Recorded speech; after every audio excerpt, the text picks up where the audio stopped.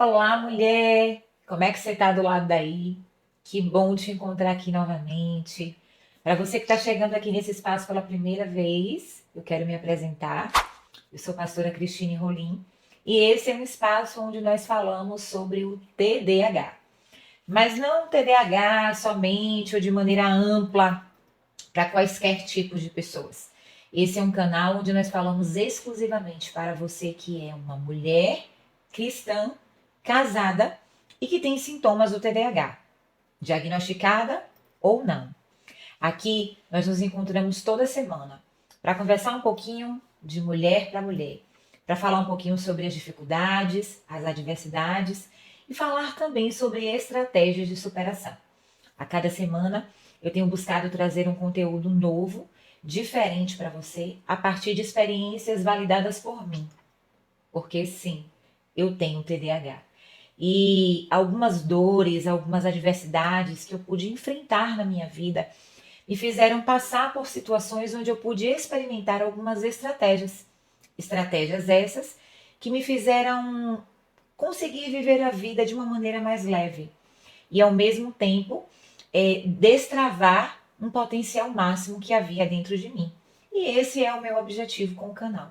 Fazer com que você consiga superar-se a cada dia, vivendo experiências novas, vivenciando e experimentando o autoconhecimento, experiências onde você vai desfrutar de um relacionamento saudável dentro da sua casa, com o seu esposo, com os seus filhos, as relações pessoais, interpessoais, avanços no seu trabalho. E para o dia de hoje, eu trouxe uma dica que eu já tenho dado para você todas as vezes que nós estamos começando o nosso vídeo, que são as dicas de retenção.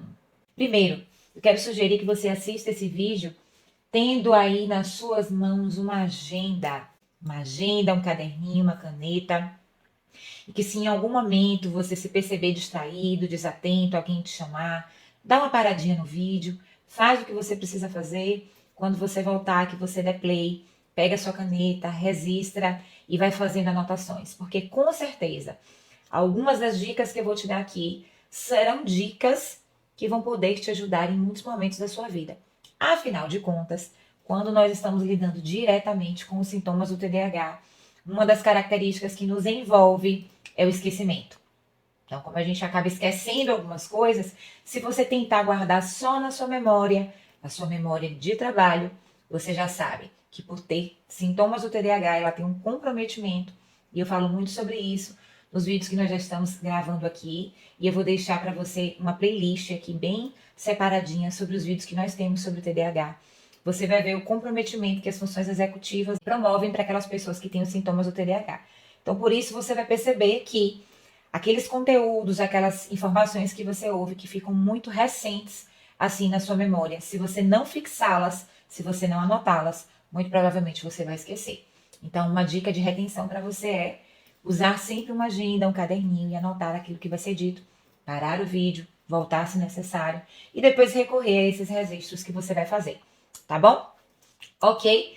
Se esse conteúdo é relevante para você, se de alguma maneira ele te ajudar, eu queria que você interagisse comigo. O que você está achando dos nossos conteúdos? Tem algum conteúdo, alguma dúvida, alguma coisa que você gostaria de saber que a gente ainda não abordou aqui no canal, mas você quer deixar como sugestão? Deixa aqui embaixo anotado nos comentários. Todas as vezes eu faço questão de pessoalmente ler, colocar o coraçãozinho, comentar. É uma maneira que a gente tem de interagir, se conhecer um pouco mais. E no vídeo de hoje, eu vou falar sobre 3 estratégias para você poder se relacionar melhor com os seus filhos, apesar de você ter os sintomas do TDAH. E aí, talvez do lado daí você tenha pensado, me relacionar bem com os meus filhos apesar dos sintomas do TDAH? Sim, porque os sintomas do TDAH, eles trazem um reflexo muitas vezes negativos nas relações interpessoais. Por quê? Porque o nosso pensamento é muito acelerado.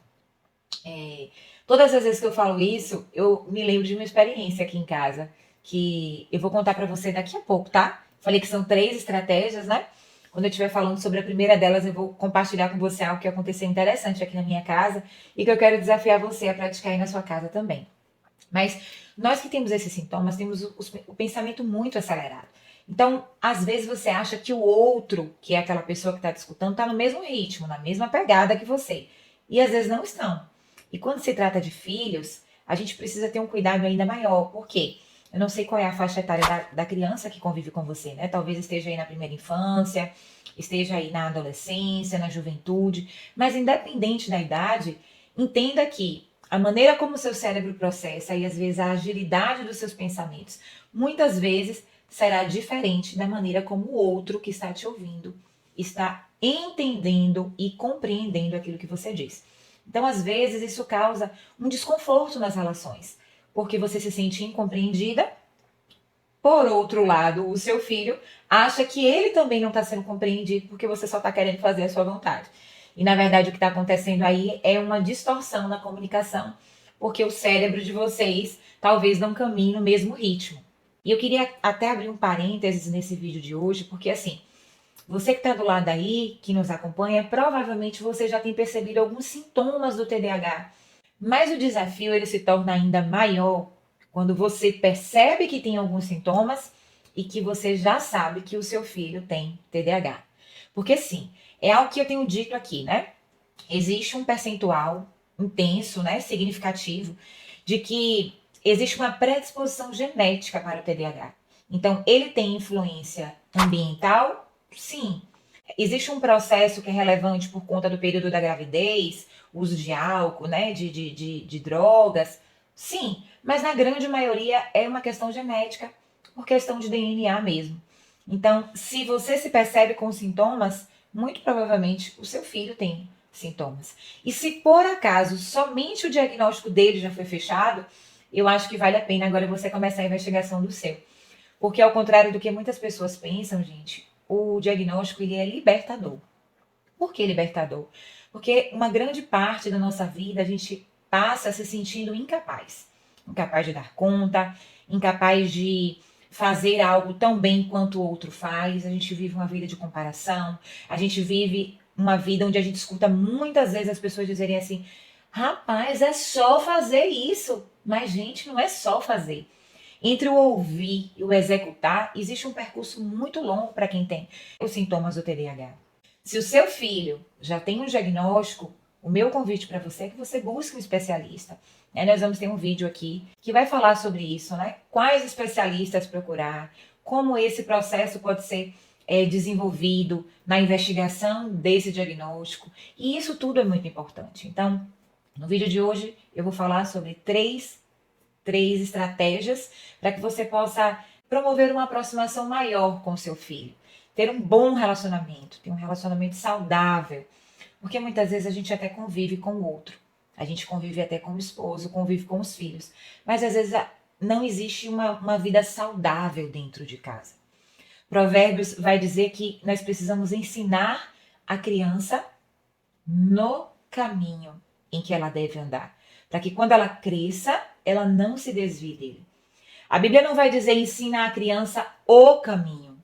Porque quando eu falo o caminho, né, apesar do o ser um artigo definido, eu posso apenas estar apontando para um caminho e dizendo aquele é um destino que você pode chegar.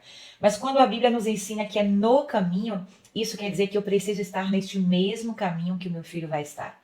Então é importante que neste caminho haja uma saúde, haja um relacionamento saudável, haja um bem-estar, ainda que em alguns momentos haja um desequilíbrio, porque o filho se sente incompreendido, porque a mãe se sente cansada, porque às vezes a gente não consegue gerenciar as emoções e a gente acaba derramando aquele sentimento que está dentro de nós, do muito fazer, né? De tantas demandas sobre este filho.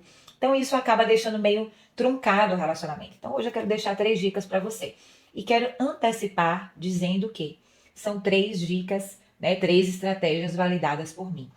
Situações que eu passo, não só passei, mas que passo aqui na minha casa. Porque no meu caso, gente, em especial, você que está chegando agora não sabe, vou compartilhar com você. Somos 4 pessoas aqui em casa e todos 4 temos o diagnóstico do TDAH. Os meus 2 filhos, adolescentes, também têm TDAH. Então, eu enfrento os meus desafios, os meus medos, as minhas angústias pessoais e muitas vezes também sentimentos de frustração por muitas vezes achar que eu não estou conseguindo alcançá-los enquanto indivíduo, enquanto filhos. Porque às vezes a gente acaba transferindo aquilo que é uma frustração nossa para o filho, ou uma expectativa nossa para o filho. E eu gosto sempre de trazer aqui para vocês uma frase que é a seguinte: nesse cantinho, nesse canal, nós buscamos sempre quebrar tabus. Por que eu falo em tabus? Porque quando você chega em um canal onde você percebe que você vai ouvir sobre um conteúdo cristão e que é mediado por uma pastora, às vezes a gente ouve algumas coisas e a gente pensa assim, meu Deus, a pastora está falando isso, a pastora faz terapia, a pastora passa por um acompanhamento com psiquiatra. São assuntos mais delicados, né?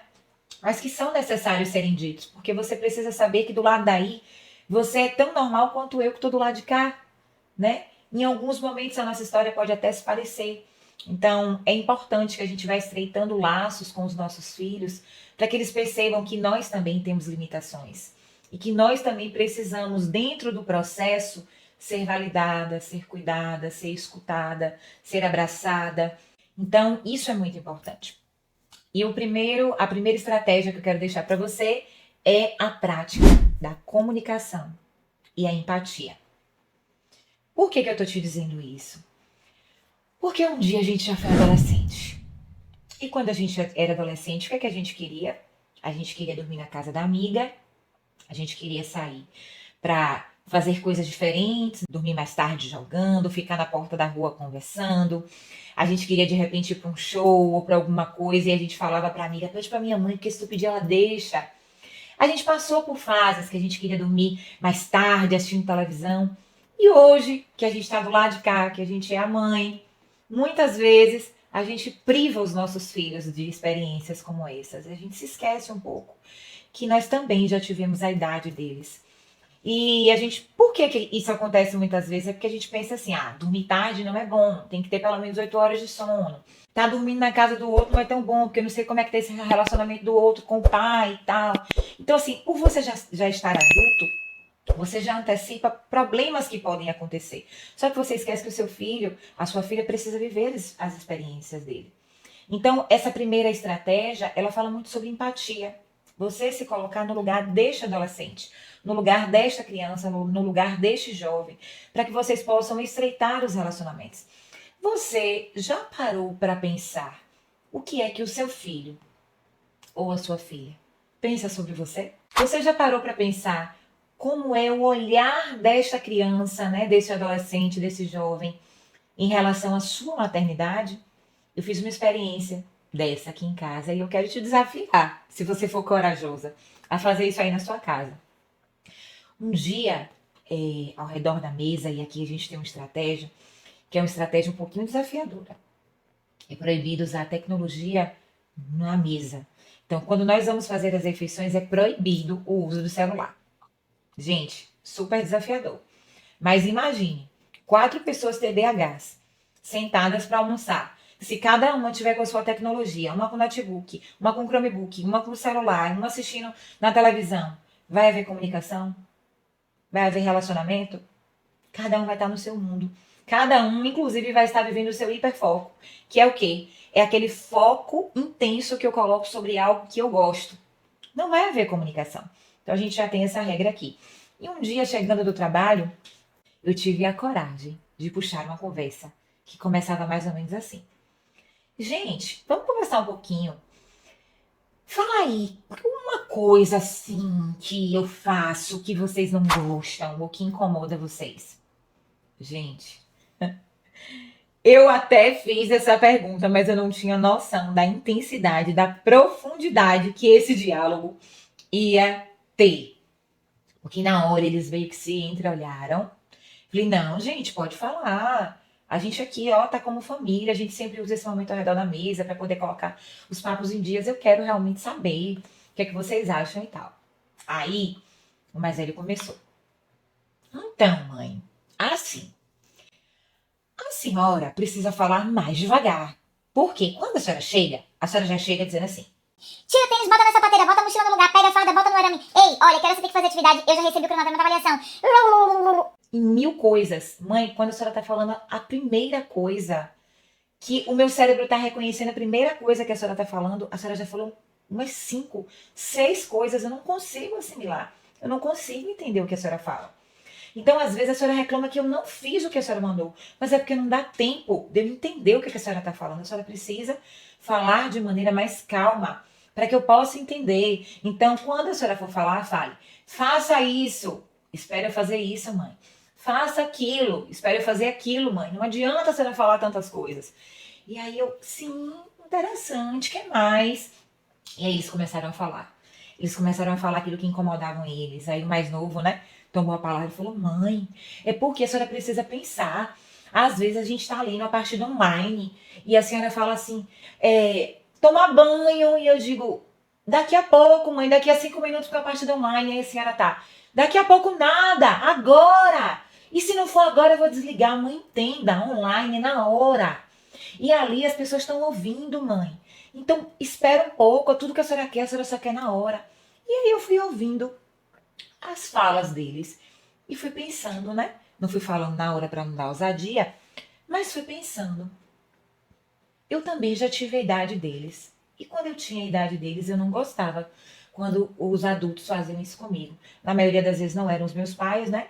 Eu não morava com o meu pai, morava com a minha mãe, mas como ela trabalhava 3 turnos, eu ficava mais com os meus avós. Então, eu não gostava quando os meus avós faziam isso. E olha quantas coisas que faziam conosco quando éramos adolescentes, jovens, nós reproduzimos sem perceber. Nós que temos as características, né, os sintomas do TDAH, nós temos muito isso do imediatismo.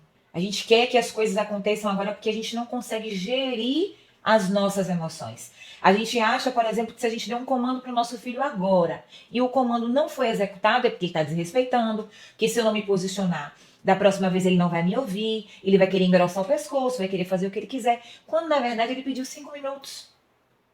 Imagine quando você está ali no final daquela série, quando você está no final de alguma situação e o seu esposo diz assim, vamos, vamos, vamos, está na hora, e você só queria concluir. Não é ruim? Não é chato? E por que às vezes como adulto a gente faz isso com os nossos filhos? Então, a primeira estratégia ela fala sobre empatia. É eu me colocar no lugar do meu filho. Isso vai facilitar o meu relacionamento com ele. Porque não é que eu vou ser permissiva para que ele faça aquilo que não convém, para que ele faça aquilo que é errado. Mas eu vou muitas vezes me colocar no lugar dele e pensar, poxa, ele pediu 5 minutos. O banho pode esperar 5 minutos. Né? Aquilo que eu pedi para ele fazer pode esperar 5 minutos. Para que ele possa perceber que os direitos dele estão sendo respeitados. Porque muitas vezes nós não respeitamos os direitos dos nossos filhos. Porque nós esquecemos que eles são indivíduos. E lembramos apenas que nós estamos exercendo o papel da maternidade. E sem perceber, nós vamos ali criando um relacionamento disfuncional. Porque não cria vínculo. Precisa existir vínculo para que haja ali respeito. Porque senão vai ser medo, gente. Senão, mãe, aquele menino ele vai te obedecer porque ele vai ter medo do que você vai fazer. Eu tinha um péssimo hábito. Quando eu determinava um tempo, uma gestão de tempo para que alguma função fosse desenvolvida e eles não faziam naquela hora, sabe o que eu fazia? E ela arrancava da tomada. Arrancava o videogame da tomada, tomava o controle, sabe? Falava alto, queria trocar nível com eles, ele falava uma coisa, eu falava duas, ele falava três, eu falava quatro, e ficava aquele embate. Isso não é autoridade. A autoridade não está no tom da sua voz. A autoridade está na maneira como você se coloca. Né? Então a autoridade ela é conquistada. Você precisa conquistar essa autoridade. O seu filho precisa ver você como uma figura de autoridade, mas também como uma figura de acessibilidade. Ele precisa olhar para você e dizer, a minha mãe é acessível. Eu posso contar para ela se eu errar. Eu posso contar para ela se algo não der certo. Eu posso contar para ela que eu não estou conseguindo. Então você precisa desenvolver a empatia, que é se colocar no lugar desse filho que você tem. Porque no momento em que eu escutei ali eles dizendo assim, mãe, fale mais devagar. Mãe, quando a gente te pedir 5 minutos, dá 5 minutos pra gente. Mãe, os meus colegas, eles já dormem meia-noite, eu só tô te pedindo para dormir 10 horas. Minha irmã, ela brinca comigo, ela diz que eu sou muito general. Porque tem o horário de dormir, tem o horário de acordar, né? Tem o horário das refeições. Eu não entendo que eu sou general. eu entendo que precisa haver uma organização. Porque, gente, não se engane. Não se engane. Se você tem sintomas do TDAH e se o seu filho tem TDAH, tanto você quanto ele precisa de gerenciamento. Vocês precisam de rotina. Por quê? Uma vez que vocês não seguem a rotina, isso vai desencadear uma série de fatores negativos. Por exemplo, se você burla durante a semana, no horário de rotina que ele já tem de dormir, dele dormir mais tarde um pouquinho, porque foi fazer tal coisa, você vai estar negligenciando o tempo que ele precisa dormir, a quantidade de horas que ele precisa dormir, a privação do sono vai refletir no desenvolvimento dele, e eu falo no desenvolvimento, inclusive, cognitivo. Por quê? Porque tudo que a gente descobre de conhecimento durante o dia, todas as descobertas de conteúdo, né, na escola, as aprendizagens, elas só são firmadas, elas só são desenvolvidas quando nós dormimos. Então, a privação do sono vai refletir, talvez, num baixo desempenho dessa criança. Então, você precisa sim estabelecer regras, estabelecer rotina, estabelecer limites, estabelecer regulação. E aí eu quero abrir um parênteses para falar para você sobre as ajudas assistidas que você precisa favorecer para essa criança. Porque não se perca no meio do caminho. Você é o adulto da relação. Então você precisa estar orientando essa criança, esse adolescente, sobre as demandas que são atribuídas para ele. Entende? Mas não se esqueça que a maneira mais próxima de você fazer com que essas demandas sejam cumpridas com excelência, com eficácia, com eficiência, é você se tornando uma pessoa empática. Então, essa é a primeira estratégia. E quando a gente fala de empatia, a gente não pode esquecer de falar sobre o se colocar à disposição. Porque o se colocar à disposição vai influenciar em algo que é muito característico de quem tem o déficit de atenção e a hiperatividade. Né? Existem 3 tipos de TDAH. O modo desatento, o modo ansioso, que você vai ver que ele tem uma dificuldade em controlar o corpo. Existe já aquela criança que ela tem a hiperatividade. Quando eu falo criança, isso se estende também para a adolescência, para a vida adulta e para você que é mãe. Então, para pensar. Quem é você quando você está diante de uma atividade chata? Quando você precisa fazer uma coisa que você não gosta? Quando tem um monte de prato lá e você não está com vontade de lavar? Quando você precisa fazer um resumo da faculdade, mas você não está com vontade de escrever? Quando você precisa desempenhar alguma função que você não está com vontade de fazer? O que é que vai acontecer? Muito provavelmente você não vai conseguir dar o seu melhor. Você vai precisar de uma regulação. E muitas vezes nós sozinhos não conseguimos o processo da regulação, que é chamada de regulação interna, que é quando eu mesma me organizo internamente, definindo que eu preciso desempenhar aquele papel, desenvolver aquela atividade, fazer aquilo que eu preciso fazer dentro daquela gestão de tempo. Imagina um adolescente, imagina essa criança. Então ela vai precisar de quê? Ela vai precisar de um gerenciamento externo. E aí eu quero deixar para você uma dica, que é uma dica que eu pratiquei aqui em casa por muito tempo. Hoje ela mudou, porque eles estão mais velhos. Mas antes eu trabalhava com quadro de recompensa, que é esse quadro. Aqueles quadros de imã, a gente tinha um quadro de imã aqui em casa, e a gente imprimiu, comprou uma tela de imã, e a gente imprimiu o rosto, né, dos dois, né, de Pedro e de Rafael, e várias carinhas vermelhas e amarelas. Então, a gente botava ali todas as demandas, o Pedro e Rafael, e a gente dividia as demandas, né? Ora, se escovava dente, se arrumava a cama, se arrumava o quarto, se fazia atividade, se tirava os pratos da mesa, se botava o lixo para fora, todas as atribuições que eram dadas para eles. E à medida que eles iam fazendo aquilo que eles deveriam fazer, eles ganhavam a carinha amarela. E se eles não cumprissem, eles ganhavam a carinha vermelha. No final da semana, a gente contabilizava e a gente trazia um reforço positivo. Esse reforço positivo era uma recompensa, de repente, de 1 hora a mais de um videogame que ele quisesse, dormir um pouco mais tarde, passar um tempo a mais na pracinha, andando de bicicleta, ou passar no McDonald's para tomar uma casquinha. Então, sempre havia o reforço positivo. Ou havia a mediação de reavaliação, que era fazer ele perceber. Olha só quantas coisas você não avançou, quantas coisas você não conquistou, porque você não cumpriu. É importante você entender que criança precisa de regulação, adolescente precisa de regulação, adulto precisa de regulação. Imagine, você também precisa de regulação. Eu, por exemplo, sou uma adulta que uso muitos recursos para poder me organizar. Eu uso a minha agenda, onde eu registro as minhas demandas, e essa é uma estratégia onde eu consigo trazer leveza para minha vida, porque enquanto eu não faço aquilo que eu sei que eu preciso fazer, eu fico muito cansada, às vezes eu fico estressada, que a minha mente fica pensando o tempo todo, eu tô procrastinando, eu tô procrastinando, eu tô procrastinando. E na verdade, gente, todo mundo procrastina, viu? Não é só quem tem sintomas de TDAH, não. Porque quando não é uma tarefa que é prazerosa, você vai deixando para depois. Só que quando você se organiza, você percebe que você vai achar tempo para desempenhar essa função. Então eu uso muitos recursos como agenda, eu uso recursos também como post-its, e aí vou anotando, eu vou prendendo. Eu uso o velho recurso de anotar na mão. Vou ali anotando na mão o que eu preciso fazer, porque senão a gente esquece.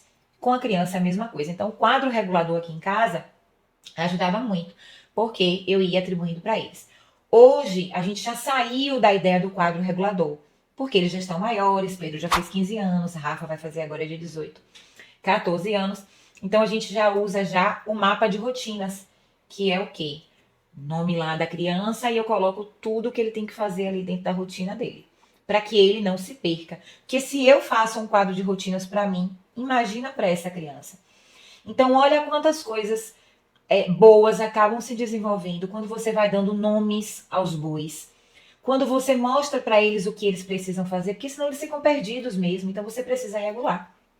Então, primeira estratégia é você se colocar neste lugar dessa criança, desse filho, né, desenvolvendo a empatia e facilitando essa comunicação. Não faz, gente, se você tiver em um dia que você estiver muito cansada, se você estiver em um dia que você estiver muito estressada, que você não rendeu muito no seu trabalho, tenta falar menos dentro de casa. Por quê? Volto a repetir. Nós que temos os sintomas do TDAH temos dificuldade em gerenciar as nossas emoções. Então, quando você está em uma posição no seu trabalho em que você muitas vezes precisa silenciar muito, quando você chega em casa, a corda vai quebrar do lado mais fraco. Quem é o lado mais fraco? Os seus filhos. Então o menino vai dizer uma coisa, você vai dizer 10 coisas e vai descontar nessa criança aquilo que ele não tinha nada a ver. É porque você aguentou demais lá da sua gestão, do seu patrão, de quem quer que seja, e você veio e derramou sobre ele, né? Uma pessoa ferida, ela vai sangrar em cima de quem tá perto dela. E normalmente são em cima dos filhos. Então tenta gerenciar aí a comunicação e a empatia. E uma grande estratégia para isso é gerenciar essa questão da regulação. Colocando os afazeres, colocando que eles façam, desenvolvam as funções deles, aquilo que cada um precisa fazer. Tá certo? Ok. Posso partir para a segunda estratégia, então? A segunda estratégia é cultivar momentos de diversão e conexão. E talvez do lado daí você pense, eu não tô tendo tempo nem para me conectar comigo mesma, porque o meu dia tinha que ter 78 horas. Como é que eu vou me conectar com essa criança agitada, que tá tirando nota baixa, que tá me dando desgosto, que tá me deixando estressada, com cabelo em pé, nunca tive cabelo branco. E aí, gente, essa é a hora que a gente tira do fundo do baú coisas de 1984 para jogar na cara do filho da gente. Mulher, pelo amor de Deus, se aprume. Bote seu pezinho no chão, acorde para a vida. O tempo em que você foi criada foi um. E o tempo em que você está criando seu filho é outro. Aí você pode dizer assim, pastora, comigo não. Comigo não, porque pé de galinha não mata pinto. Pelo amor de Deus. Desde quando bater, beliscar, gritar, sacudir, vai educar alguém? Não vai educar. Vai afastar. Vai gerar medo. Não vai gerar autoridade. Então você precisa criar momentos de conexão. Momentos de diversão. E não necessariamente são momentos em que vai exigir de você recurso financeiro. Você pode marcar para fazer uma noite do pijama na sua casa. Pastora, mas meu filho não quer mais saber disso não. Diz que isso é cringe, que isso aí é coisa de velho. Não, tudo é a maneira que você fala. Chega em casa e fala assim na sexta-feira de noite, gente, vamos pegar os colchões aí, vamos botar todo mundo na sala, vamos fazer pipoca, vamos assistir aquele filme. E vai puxando conversa. Algo que aqui em casa sempre deu muito certo. Hoje já não dá mais certo, porque eu já fui sugando, assim, muito deles, assim, eles já não estão mais bobinhos, sabe? Mas todas as vezes que eu queria saber o que estava acontecendo na escola, ou algo que eles não tinham me contado, eu brincava com eles de verdade ou consequência. E aí eu fazia o quê? Vamos brincar de verdade e consequência. Fechava a porta do quarto, sentava nós três no chão. E aí a gente botava uma garrafa ou chinelo e verdade ou consequência. Por quê? Porque na escola, acredite, verdade ou consequência é a bola da vez, minha amiga. Talvez ele não queira brincar com você, mas com as amiguinhas e os amiguinhos eles brincam. E toma-lhe rodar a sandália. E eu amava quando caía verdade. Por quê? Porque eu aproveitava que caía em verdade e ia perguntar, né? E aí, Peu, você gosta de alguém na sala? E aí, Rafa, você já beijou alguém? Então, esses momentos que a gente tinha ali com a porta fechada, eu comecei a perceber que estava gerando conexão. Que às vezes quando acontecia alguma coisa na escola, né? Eles iam dizer assim, minha mãe, tu não sabe. Fulana fez não sei o que com cicrano. Eu nem perguntava. Gente, se você tem filho homens, muito provavelmente as coisas que acontecem na escola não chegam em você. Porque meninas, elas são mais detalhistas, elas não chegavam a contar, minha mãe, tu não sabe. A professora falou assim com fulano. Minha mãe, tu não sabe, aconteceu isso, isso, isso, isso. Mas homem não. Eles são na deles. Então eles não falam. Você tem que criar estratégias. Então eu brincava aqui com eles de verdade ou consequência. Eu chamava pra dormir na sala, botava o colchão e a gente ia conversando e puxando conversa. Então são momentos que marcam. E aí, nessa hora, eu queria chamar sua atenção para uma coisa. Valor é diferente de preço. E isso foi algo muito forte que Deus precisou falar comigo. Porque eu sempre tive as minhas emoções muito desorganizadas.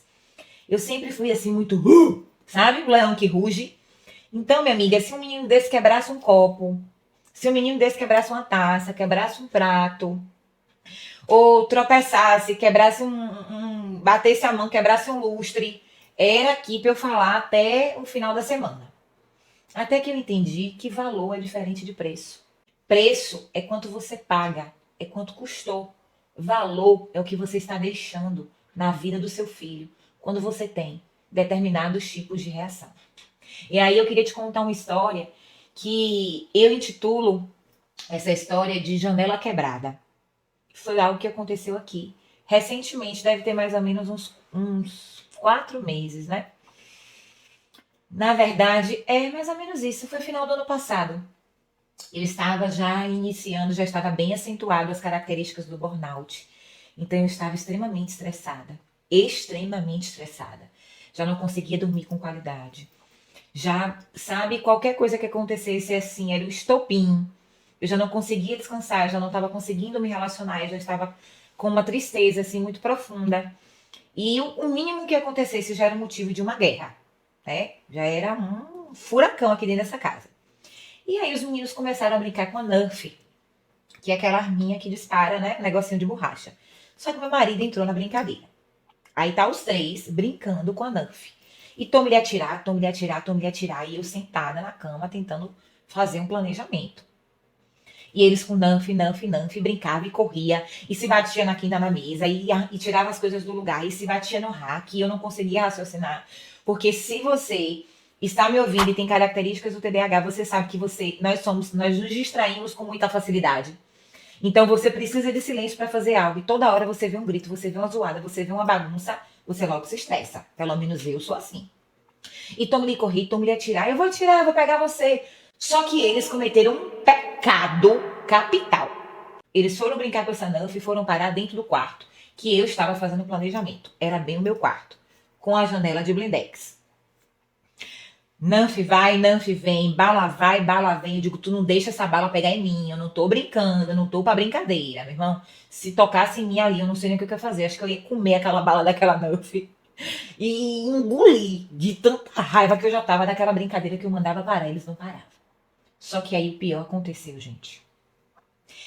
Eles inventaram, isso na liderança do meu marido, de pular a janela, porque a janela é baixa.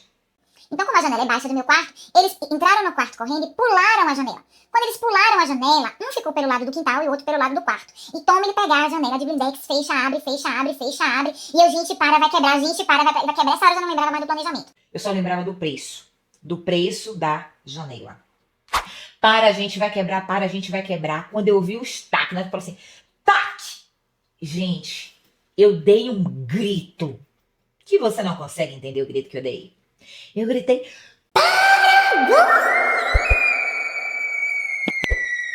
eu acho que os meus vizinhos e o bairro que eu moro ouviu o mercadinho da esquina. Porque o negócio foi surreal. Todo mundo parou.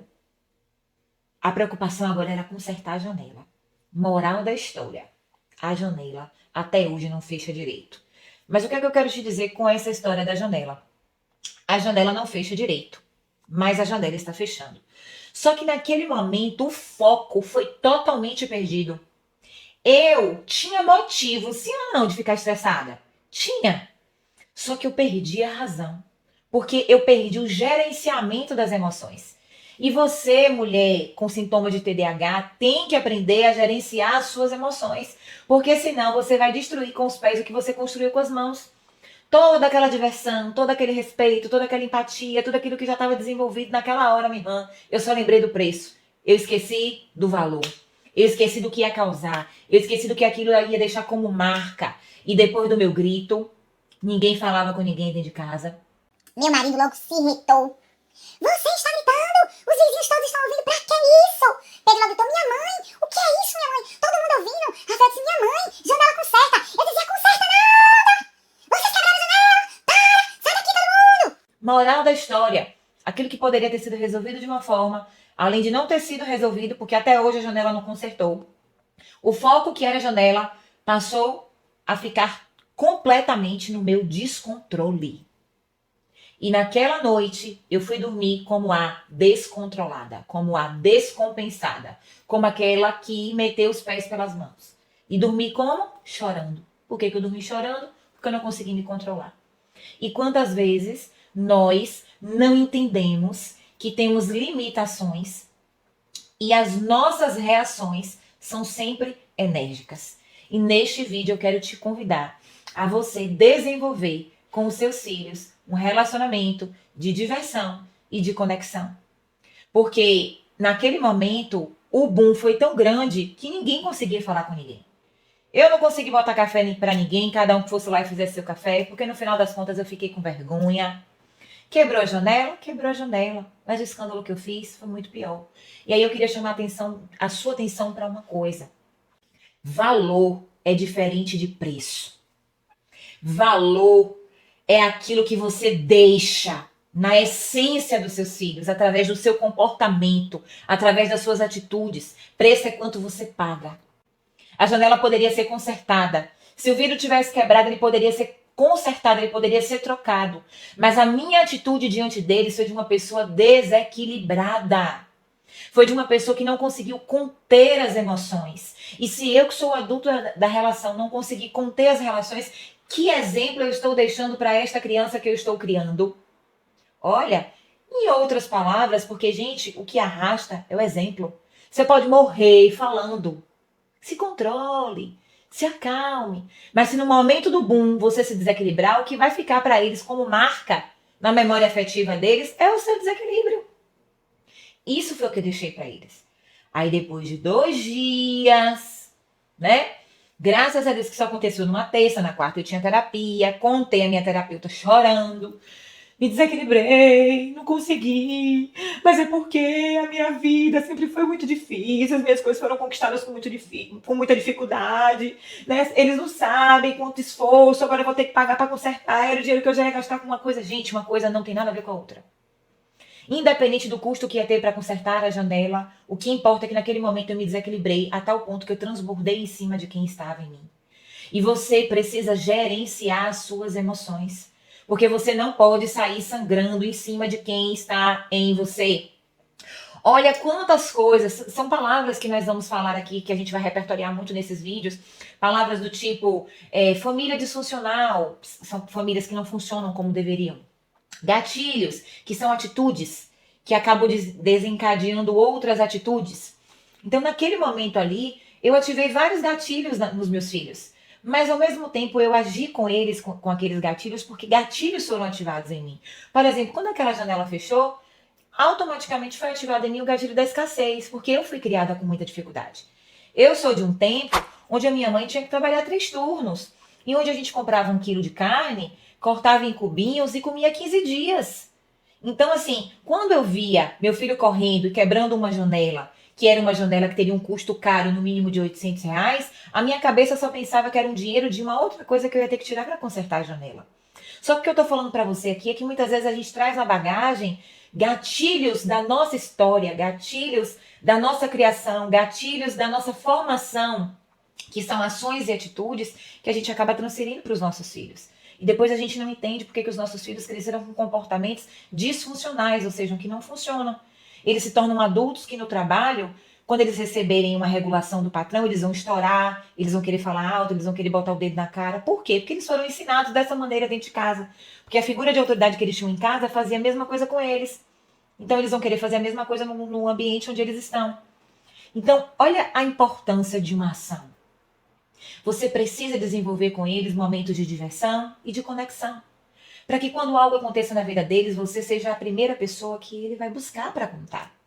Esses dias a gente passou por uma situação interessante, porque o meu filho mais novo começou a compartilhar comigo sobre uma menina na escola que trazia comportamentos como se não gostasse da presença dele, como se a presença dele incomodasse ela. E nós criamos aqui em casa uma estratégia que é a seguinte: como eles já têm 14 e 15 anos, né? Nós buscamos ao máximo colocar na mão deles as responsabilidades de gerenciar as emoções. Em alguns momentos a gente regula, em outros momentos a gente orienta, mas em outros momentos a gente direciona para que eles resolvam. Então, por exemplo, Rafael esse ano teve essa situação com essa colega, né? Que ele disse que muitas vezes ela demonstrava que não queria estar perto, como se ele prejudicasse. Então, qual foi a orientação? Rafa, converse com ela. Pergunte se em algum momento você fez alguma coisa que ela não gostou. De repente ela fez alguma coisa, você deu uma risadinha de canto de boca e deixou ela chateada. Ou ela deu alguma resposta e você foi algum dos que riu. E aquilo ali deixou ela, né, meio indiferente a você e agora ela tá revidando. Então, assim, crie conexões com seus filhos a ponto dos seus filhos te contarem. E aprenda a fazer perguntas. Olha que coisa interessante. Se você quer respostas, aprenda a fazer boas perguntas. Às vezes os filhos da gente chegam da escola, senta na mesa e você pergunta: como foi o dia hoje, filho? Isso era eu, gente. Sempre fazer isso. Como foi o dia hoje, filho? Foi bem. Como foi o dia hoje? Foi massa. Gente, se você está fazendo essa pergunta, obviamente você vai ter essa resposta. Então faça perguntas mais específicas, mais pontuais, porque a geração dos nossos filhos não é a mesma geração que era a nossa. E aí, como foi hoje? Tu aprendeu alguma coisa que será que eu não sei, gente? Me fala aí dessas aulas que tu teve hoje, alguma coisa interessante. Me fala aí como foi essa prova que você fez. Sentiu dificuldade em alguma coisa? Aqui em casa acontece muito isso. Uma situação bem recente que aconteceu aqui, que eu percebi que, por causa das conexões que a gente está criando, né? Eu percebo que eles se sentem mais livres para se comunicar. Por exemplo, Pedro é o meu filho mais velho. Ele foi o último a ser diagnosticado. E ele tinha muita resistência com o diagnóstico. Porque ele achava que o fato de ter TDAH iria fazer com que as pessoas olhassem para ele diferente. Até porque, enquanto TDAH... Eita, quase que não sai. Enquanto um diagnóstico de TDAH, né, quando a gente tem esse diagnóstico, existem algumas flexibilizações no currículo escolar, né? Por exemplo, com o relatório do psiquiatra, do psicólogo, existem algumas flexibilizações pedagógicas, por exemplo, aumentar a gestão de tempo, aumentar a fonte da letra para aquela avaliação, enxugar as consignas, porque às vezes vem muitas questões e a criança se perde, uma série de coisas. Então, ele tinha medo que essas flexibilizações fossem promover um olhar diferente para ele, como se os resultados dele fossem não pelas conquistas dele, mas porque houve uma facilidade. Então, esses dias ele chegou para mim e ele não é muito falante, e ele disse assim: mãe, me colocaram para fazer prova em uma outra sala. E foi a primeira experiência dele, né? A escola que ele está é uma escola nova, porque agora ele é ensino médio. Então foi a primeira experiência dele. Aí eu falei, e como você se sentiu? Gente, a importância de escutar os seus filhos. A conexão está muito na escuta. Eu poderia ter dito, oxe, Pedro, claro que colocou você para fazer prova em outro lugar. Se você tem um relatório e existe uma adaptação curricular na sua avaliação, claro, mas eu não falei. Eu perguntei, como foi que você se sentiu? Esse ambiente era muito diferente? Você se sentiu diminuído por fazer a prova lá? Não, minha mãe, foi interessante porque era mais calmo, não tinha tanta agitação. E aí, teve algo mais que foi oferecido para você? Ah, o professor disse que eu tinha um pouco mais de tempo, um tempo maior, né? A minha gestão de tempo, porque o tipo o TDAH de Pedro é tipo de desatento. Então, ele precisa de um tempo maior para poder desenvolver, né, as atividades de registro. E eu falei, como é que você se sentiu? Não, foi tranquilo. Aí eu orientei, né? Se você perceber que fazer a prova neste lugar é diferente não é agradável, se você não se sente bem, converse com o diretor, né? Converse com o coordenador. Explique a ele que você quer fazer a sua prova, né? Com a sua fonte aumentada, até porque ele tem um problema de vista e o grau dele é muito alto. Mas que você prefere fazer na sala. Veja como você se sente melhor e resolva. Você tem autonomia, você tem voz e vez. E assim eu fiz. E aí ele chegou em outro momento e disse, minha mãe, fiz a prova lá no mesmo lugar, na sala. E aí, você quer que você achou? Não, minha mãe, eu tô gostando de fazer lá. Então, com isso eu quero abrir um precedente aqui para te falar uma outra coisa. Não resolva tudo pelos seus filhos. Não, mãe já é assim. E com os sintomas do TDAH, a gente tem muito isso de achar que a gente precisa resolver tudo logo. E tudo do nosso jeito. E não. Você precisa oportunizar os seus filhos que eles resolvam as demandas deles. Porque você está criando um filho que vai estar inserido em uma sociedade que não vai ter você o tempo todo. Ele precisa aprender a, resolver os conflitos que vêm até ele. Então, criando esse momento aí de conexão, de diversão, você vai perceber que vocês serão mais cúmplices na caminhada. E essa é uma estratégia que tem dado muito certo aqui em casa, que eu acho que se você começar a praticar aí na sua casa, vai te ajudar também, tá bom? E agora nós vamos para a terceira e para a última estratégia. Fica ligadinho aí. A terceira estratégia é talvez a mais importante. Ensine e exemplifique valores cristãos para os seus filhos. Lembra que nós falamos sobre o texto de Provérbios? Ensina a criança no caminho. No caminho. Um indivíduo que tem o TDAH, que é o déficit de atenção, o transtorno do déficit de atenção e hiperatividade, tem uma característica muito forte nesse déficit, né, nesse transtorno, que é a criação de vícios. Então, para muitas vezes regular as suas emoções, o indivíduo acaba criando vícios. E é por isso que você precisa ensinar o seu filho no caminho que ele deve andar. Porque estudos comprovam que uma grande maioria de pessoas, adultos com transtorno, déficit de atenção e hiperatividade, possuem vícios de bebida alcoólica, de cigarros e com drogas. Por quê? Porque ele tenta canalizar a frustração de não conseguir cumprir as metas, de não conseguir parar de procrastinar. Ele não consegue superar a baixa autoestima, então ele se afunda em vícios. Entende? Então, isso quando eu falo em vícios, eu também estou falando em desenvolver compulsão alimentar. Porque sim, não é que todo TDAH vai desenvolver compulsão alimentar, mas uma grande maioria desenvolve.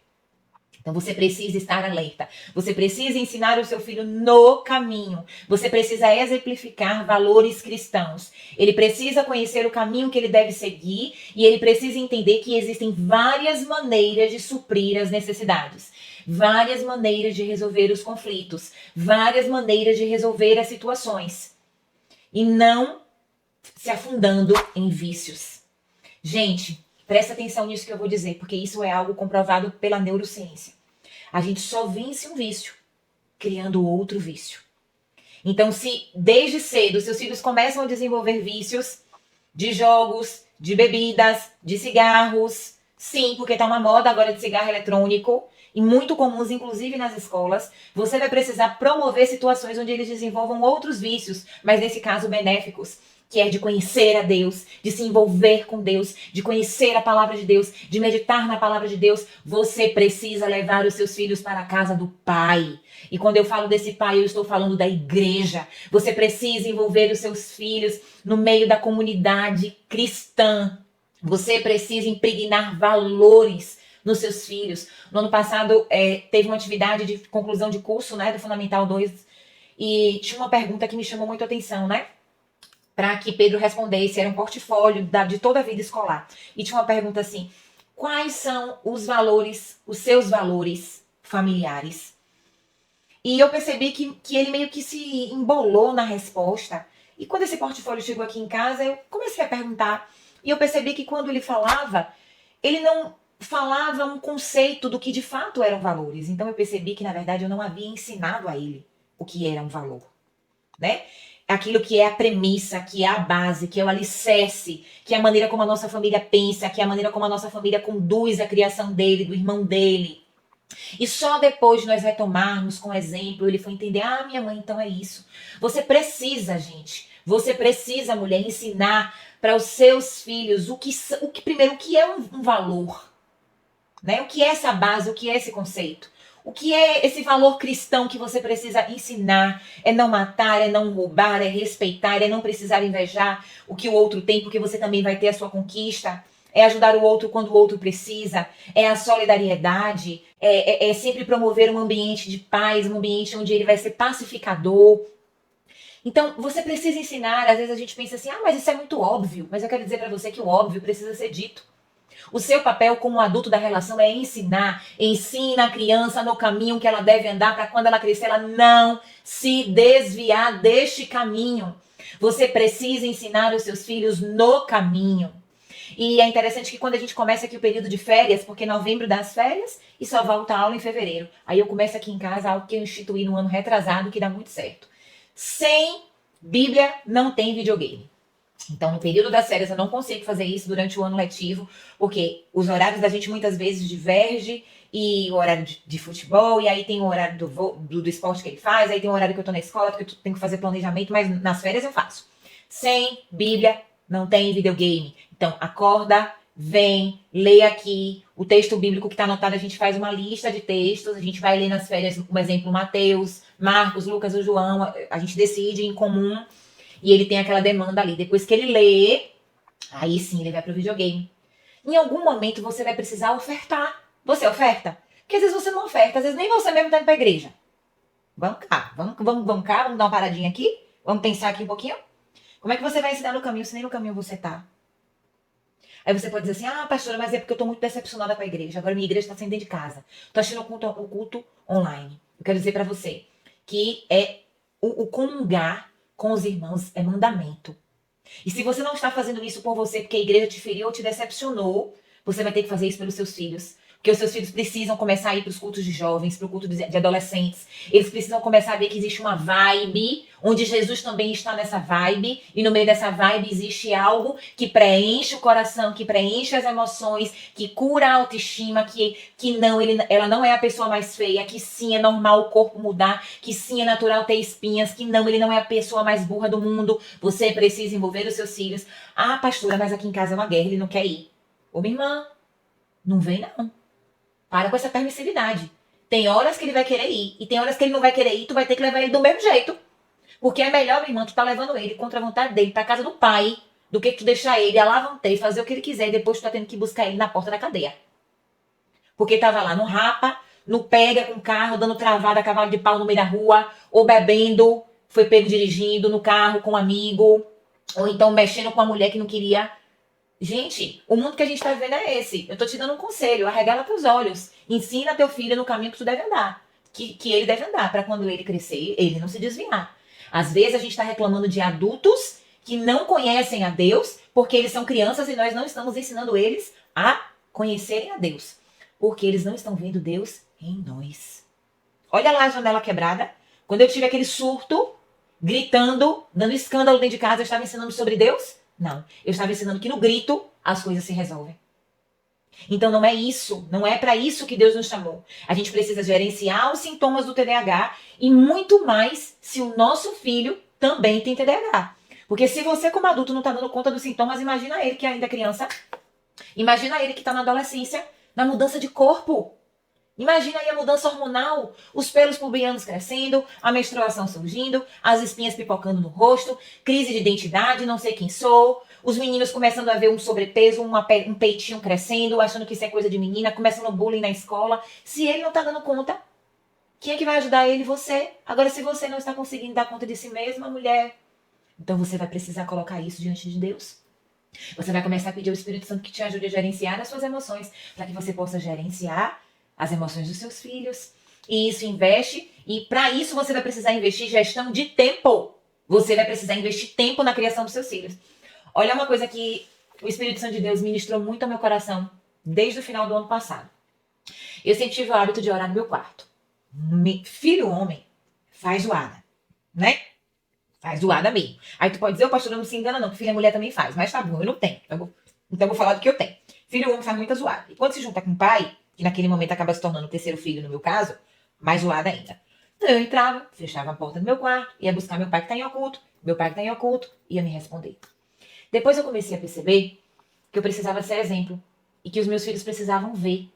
Porque não bastava apenas eles chegarem na igreja no dia do domingo e ver o pastor falando e o pastor pregando. Porque na maioria das vezes, quando eles chegavam no culto dia de domingo, eles encostavam no coleguinha que eles gostavam e a maioria das vezes eles passavam mais o tempo desatento do que atento. Então, o Senhor me deu uma direção, que agora era para eu orar em público. E aí, gente, era muito engraçado. Por quê? Porque a Bíblia já fica no rack e eu leio a Bíblia no sofá. E às vezes eu leio a Bíblia em voz alta. Pastora, tu faz isso só pra mostrar pra ele que tu tá fazendo? Não, eu tô lendo a Bíblia de verdade. E de verdade ali eu tô me alimentando. Mas é também pra eles verem. Aí eles passam, eu tô lendo a Bíblia. Eles voltam, eu tô lendo a Bíblia. Gente, eles aprendem pelo exemplo. Você pode falar 1000 vezes. Se ele não vê você fazer, ele não vai se sentir encorajado a fazer. Aí eu li a Bíblia. Aí depois eu dizia assim, meu Deus, comprei um livro, o livro chegou, vou começar a ler. Ao invés de ler o livro no quarto, eu lia no sofá. Meu Deus, que livro maravilhoso, olha só, meu Deus, que experiência maravilhosa, gente. E aí começava a falar, comentar sobre o livro. E aí na hora do almoço falava sobre o livro, na hora do jantar falava sobre o livro. Mas aí chegou um desafio maior. Quando Deus falou assim, agora você vai orar no sofá. Tem os meus momentos que eu oro no quarto? Tem. Mas a grande maioria das vezes agora é no sofá. Porque eles precisam ver você orando. Eles precisam saber o que é uma vida com Deus. O que é caminhar com Deus. Porque hoje nós estamos vivendo em meio a uma geração de dia de domingo. E se você, mulher, faz parte dessa geração, eu quero declarar sobre a tua vida, em nome de Jesus, que essa realidade vai ser mudada. Porque só o dia de domingo não vai te alimentar. Você quer ver eu te dar um exemplo? Quando você está preparando o almoço e o almoço está demorando de sair, e teu filho passa na cozinha e come meio pacote de biscoito creme crack com manteiga, ele vai ter fome para almoçar? Vai? Responde daí. Não. Por quê? Porque tá de barriga cheia. Por quê? Porque se alimentou de besteira, não é? E quantas vezes você só tá se alimentando de Deus, da palavra de Deus no domingo, e durante todos os outros dias da semana tu tá se alimentando de besteira? Se com você é assim, por que você acha que com seu filho vai ser diferente? Não. Ensina a criança no caminho. Se você tá fora, você vai ter que entrar no caminho. Entra no caminho, mulher. Nem que seja pelo teu filho, entra no caminho. Porque ele vai começar a ver você fazendo e ele vai dizer, olha, eu posso orar com minha mãe. Olha, minha mãe ora parecendo que ela tá conversando com uma pessoa que eu não tô vendo, que nem ela tá vendo, mas ela tá fazendo. E aí eu tô ali no sofá e eu começo a falar, pai, cheguei, tô aqui de novo, novamente, pai. Porque tu sabe que eu vim aqui conversar contigo. Preciso te contar, pai. Preciso te contar que hoje o dia não tá fácil, não. Hoje eu não tô com vontade de fazer nada. Hoje eu não tô com vontade de lavar aqueles pratos, não, pai. Hoje eu não tô com vontade de botar roupa na máquina. Hoje eu não tô com vontade de começa a falar. Com pouca hora eu já tô com a mão lá em cima, começa a dizer, Deus me ajuda. Deus me ajuda a vencer, Deus me ajuda. Gente, às vezes a gente não entende as coisas que acontecem, né? E esse tempo que eu tenho vivido agora, completaram 2 meses, é um tempo de muito desafio, né? Se você viu o meu vídeo, que tá aí lá atrás, eu vou deixar linkado aqui na descrição, sobre burnout, você vai saber que eu estou enfrentando uma síndrome de burnout. E eu trabalho desde os 15 anos. E eu tenho 39. Ou seja, há 2 meses eu não estou trabalhando. Então, eu tenho vivido momentos de ondas. Como assim, pastora, momentos de ondas? Tem dias que eu tô muito bem, muito forte. muito mão levantada, muito orando, sabe? Muito clamando, muito falando em línguas, mas tem dias que eu só choro. Me encolho numa posição fetal na cama, choro, choro, choro, choro, choro, choro, choro, choro, choro, choro, choro. E nesse tempo, Deus tem usado muito os meus filhos para curar minha alma, sabe? Porque antes a gente chegava junto da escola e cada um ia buscar fazer uma coisa. Hoje, quando eles chegam da escola, eu tô aqui. Então, a primeira coisa que eles fazem é me abraçar. Eles me abraçam, me beijam. E aí, mãe, como foi? Fez o quê? Então, hoje eu percebo que essa terceira estratégia que eu te disse, que é criar o vínculo, né, estar mais próximo, caminhar, Deus usou essa situação para que eu também sentisse o cuidado dele, através dos meus filhos. Hoje eles dizem assim, mãe, tu quer alguma coisa? Mãe, tu já tomou teu remédio? Mãe, tu quer que eu faça uma massagem? Às vezes eles não estão de boa assim, não. Eu digo, é o dia do seu dia do lixo. Ah, mãe, eu não quero, não. O seu dia de lavar prato, eu não quero, não. Quer que cada um faz as atividades, porque eles entendem que o trabalho da casa é colaborativo. Todo mundo mora na casa, a casa é de todo mundo tem que fazer. Mas o que eu quero pontuar aqui com esse pequeno relato é dizer para você que quando você cria vínculo com o seu filho cria vínculo com você. E hoje eles sabem que eu não apenas preciso cuidar deles, mas que eles também precisam cuidar de mim. E como Deus tem cuidado de mim através dos meus filhos, né? Então, assim, você vai passar por dias difíceis dentro desse transtorno. Vai ter dias que você vai se sentir a pior mãe. Porque vai ter dias que a sua autoestima vai estar muito baixa. Mas se você está ensinando o seu filho no caminho que ele deve andar, vai ser ele que Deus vai usar para te dizer, mãe, tu é uma boa mãe. Eu te amo, mãe. Tu é o melhor. Tu é o melhor que Deus podia me dar. Tu é a melhor mãe do mundo. Sabe? Se você gerencia essas emoções e se você também mostra a sua vulnerabilidade para os seus filhos, você vai gerar cumplicidade, você vai gerar, sabe, esse relacionamento, esse vínculo, onde você vai aprender a lidar consigo mesmo e lidar com o outro. Não, você não precisa parar na dor. Não, você não precisa parar na baixa autoestima. Não, você não precisa parar nos complexos que você traz na sua bagagem, desde quando você era criança e te disseram que você não ia dar conta, que você não seria uma boa mãe. Não, não é porque falharam com você que você vai falhar com os seus filhos. Não é porque você não recebeu o amor da sua mãe e do seu pai que você vai falhar com os seus filhos. Não é porque você foi molestada pelas pessoas que você confiava e tocaram em você indevidamente que você vai falhar com os seus filhos. Não. Porque a Bíblia vai dizer no livro de Isaías, no capítulo 36, versículos 18 e 19: esqueçam, pois, o passado, avancem para o novo. Eis que estou fazendo uma coisa nova, por acaso você não percebe? Deus está fazendo uma coisa nova. E sabe o que é essa coisa nova? Deus te deu a oportunidade de ser mãe. E com esta oportunidade você pode fazer tudo novo. E eu não estou falando apenas da sua maternidade. Eu estou falando de ressignificar sua vida. Né? Chegamos em maio. Chegamos no Dia das Mães. E talvez hoje, do lado daí, você se sinta a pior. Mas eu vim aqui dizer para você que você é a melhor mãe que os seus filhos poderiam ter.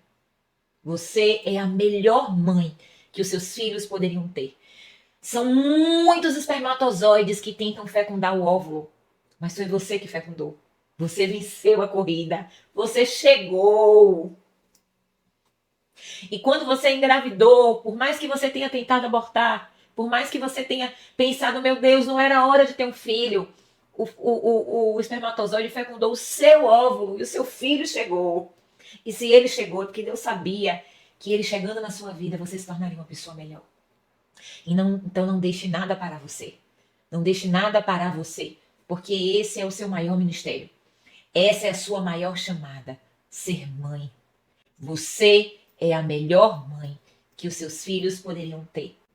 E talvez você tenha ficado aqui até o final desse vídeo para ouvir isso. Você é a melhor mãe que os seus filhos poderiam ter. E não, você não vai morrer na dor. Não, todas as dores que foram causadas na sua trajetória até hoje não te mataram. Elas te fortaleceram. E é por isso que Deus tem te feito uma mulher que vence dores. Conta comigo nessa jornada. Conta comigo nessa caminhada. O TDAH é um diagnóstico. O diagnóstico não é destino. O destino é aquilo que Deus diz que tem para você. É o lugar que Ele quer te levar. Você é quem Deus diz que você é. Você tem o que Deus diz que você tem. Você pode o que Deus diz que você pode. E você é a melhor mãe que os seus filhos poderiam ter. Vou repetir de novo. Você é a melhor mãe que os seus filhos poderiam ter.